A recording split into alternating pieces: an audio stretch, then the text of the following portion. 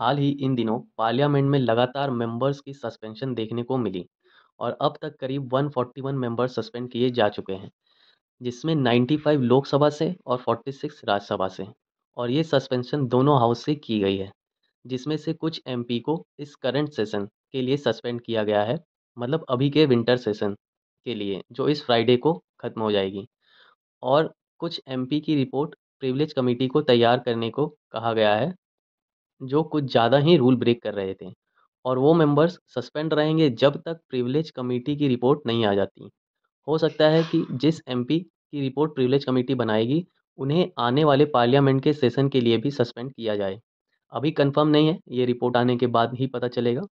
Reason की बात करें तो जैसा आप लोग में कई लोग ये न्यूज़ ज़रूर देखे होंगे कि कैसे एक व्यक्ति हाउस में एंटर करके नारेबाजी किया, और जिसकी वजह से अपोजिशन का कहना ये था कि ये पार्लियामेंट की सिक्योरिटी कितनी अच्छी है वो इस घटना से दिखता है।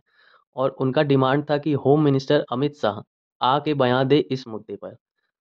और इस डिमांड को अपोजिशन पार्टी के मेंबर्स रखते हुए अनकंट्रोल हो गए और काफ़ी रूल्स तोड़े गए।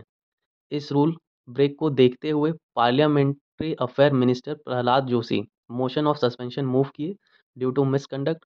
उन्होंने कहा कि कुछ मेंबर्स प्ले कार्ड्स या बैनर डिस्प्ले कर रहे थे और कुछ मेंबर्स वेल में आ गए, और 3 मेंबर्स स्पीकर के पोडियम तक चढ़ने की कोशिश की। तो ये रीज़न था मेंबर्स के सस्पेंड होने का। अब रूल की बात करें तो लोकसभा और राज्यसभा के लिए दोनों के लिए अलग-अलग रूल है। लोकसभा के लिए rule number 373 rule of procedure and conduct of business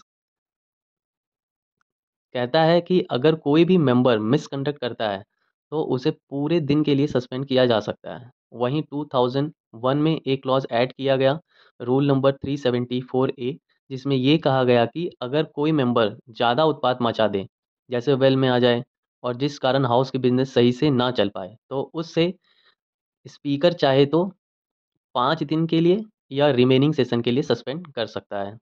और लोकसभा में स्पीकर के पास सस्पेंड करने की पावर होती है, वहीं राज्यसभा में चेयरमैन के पास।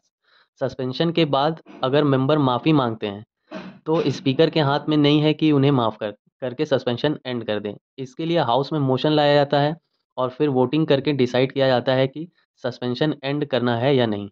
और राज्यसभा के केस में रूल नंबर 255, जिसको यूज़ करके चेयरमैन किसी मेंबर के मिसकंडक्ट को देखते हुए उन्हें सस्पेंड कर सकते हैं।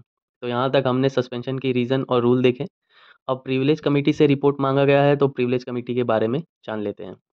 लोकसभा की प्रिविलेज कमेटी में 15 मेंबर्स होते हैं और इन्हें स्पीकर अपॉइंट करते हैं।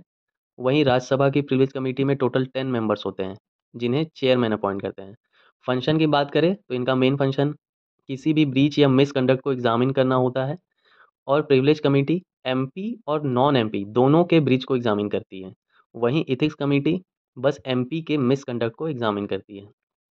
इथिक्स कमेटी की डिटेल के लिए प्लेलिस्ट में एक वीडियो है, जिसका लिंक डिस्क्रिप्शन में मिल जाएगा। तो इस वीडियो में इतना ही, मिलते हैं नेक्स्ट वीडियो में। Thank you.